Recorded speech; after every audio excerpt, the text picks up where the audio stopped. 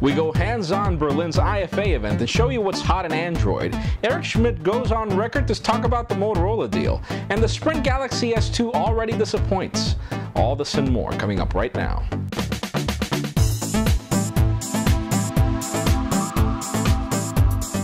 Hello everyone, I'm Jaime Rivera with Pocketnow.com and welcome to Android Revolution, the show where we go through what's hot and what's not inside the world of Google's Android project. Let's start this week off with what's hot.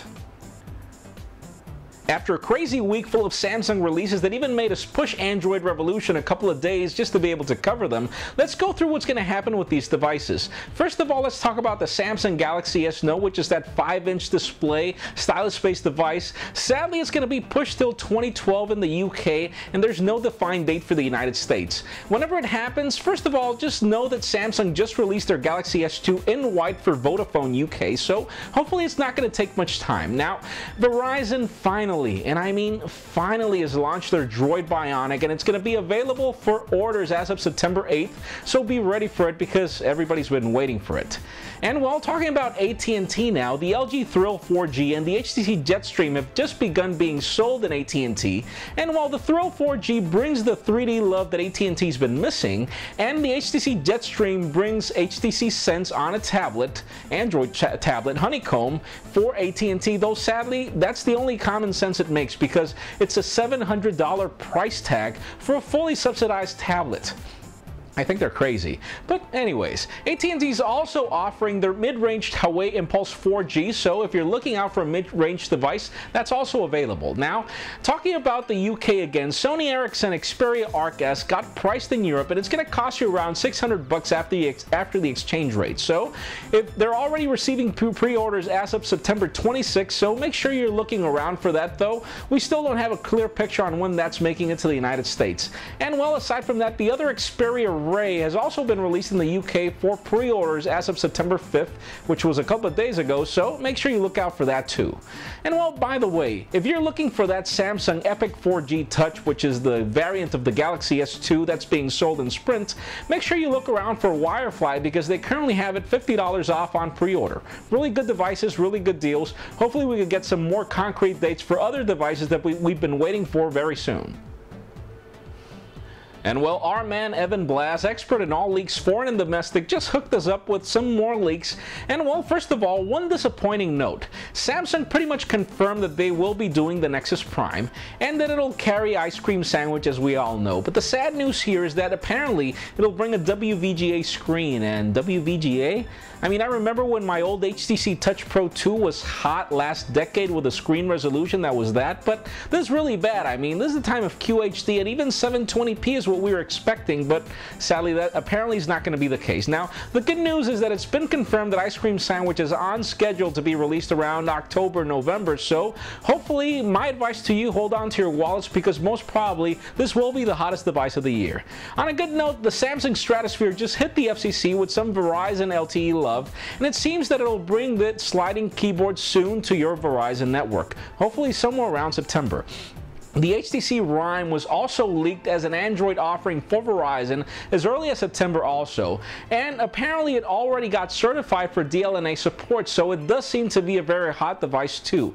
On AT&T, the HTC Holiday already proved to have some AT&T LTE love. It has a QHD display, and apparently it's going to be the hot topic for AT&T eventually. And finally, LG is already talking about an Optimus 3D 2 for next year, and apparently it's going to be just 7mm thin. Can you imagine that? Well, according to them, it's even going to bring enhancements in 3D technology for you to not get any eye strain, so hopefully these leaks and rumors will be better for next year, or probably sooner this year. Let's see what happens.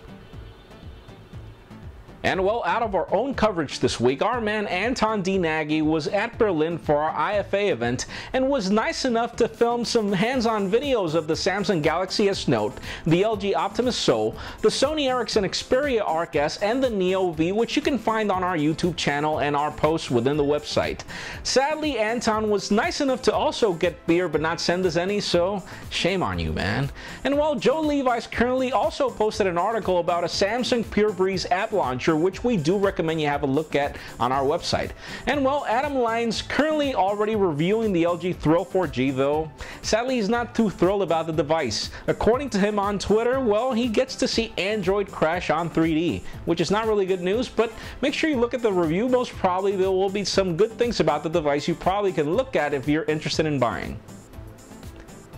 Eric Schmidt, Google's former CEO and current executive chairman on the board, just came on record to state that they didn't really buy Motorola only for the pens. According to him, he's really confident on the future roadmap of devices coming from Motorola, and he's also confident on the team that's working there, and that's probably one of the main reasons why they didn't really absorb the company completely. They're letting it work on its own. Now, well, let's talk about it. I mean, Motorola did a really good job in putting Android on the map. They weren't the first to release an Android device, but they did a really good job in marketing and in device quality. And well, Android pretty much got Motorola out of Chapter 11 whenever they were almost going to fall there, so that's really good. But let's be honest, I mean, the only flop there was Blur, but still it is working. And well, Google's not really losing here. It's 25,000 pens that are currently held by Motorola. Even if devices sucked, those pens really make Android's future be, you know, promising, because obviously there are other patent trolls with the size of a fruit that we all know about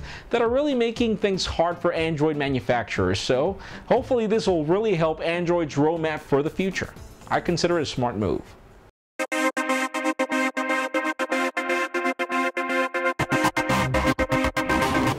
Okay, so that does it for what's hot. Let's continue on with what's not, and let me get this straight. Sprint, Samsung, and Google were the ones that pretty much pioneered NFC technology in the United States, with Google Wallet on Sprint on the Sprint Nexus S that came from Samsung. So why is it that the AT&T and T-Mobile variants of the Samsung Galaxy S2 do bring NFC technology, but then the Sprint's Epic 4D Touch, I think that's the name, it's a long name, variant Galaxy S2 is not bringing it? I mean, what's going on here? Is this showing that NFC did not work on Sprint as well as they expected? Could this be that Google Wallet actually flopped, that they don't want to prove it or at least tell about it? I mean, that's really a flop by our standards. I mean, not really understanding why a Samsung device, and all the three players that are working here did not bring this technology, but then it came to other devices, other variants, and other networks. What's going on here? Now, what's this rumor about Samsung dropping Android for their own proprietary Linux-based OS? I mean, are they crazy? First of all, remember that Android was really what put Sammy on the map again for smartphones after Windows Mobile and those Omnia devices that were good but not great. And well, Android was really being benefited by Samsung's sexiness in design with their Galaxy S line. Now, these are really bad news, first of all, for everybody, because Samsung's not really going to win here. First of all, developers don't really have the energy of pushing applications to more operating systems. Just think about what's happening to Honeycomb right now. I mean, Honeycomb is Android, but developers are not really doing a good job in quickly porting their applications because it's more work, first of all. And well, imagine an ecosystem of devices from Samsung that won't really have applications. I really see a flop there, and well, Android's going to be losing their most famous designer as of now. Not really good news, but you know, obviously Samsung could probably think of a way to bring Android applications to work on this Linux-based OS. Hopefully that's going to be the case, but not really sure what to expect. I don't really think it's beneficial for anybody, and well, Samsung. We were first talking about WebOS, then Windows Phone 7, and what about this? I mean, you've already got Bada, and it's, you know, it's doing well, but it's not really doing perfectly, so let's see what happens. That's it for today's show. Thank you very much for watching. I'm Jaime Rivera. Remember to give us a thumbs up if you like what you saw. That's it for now.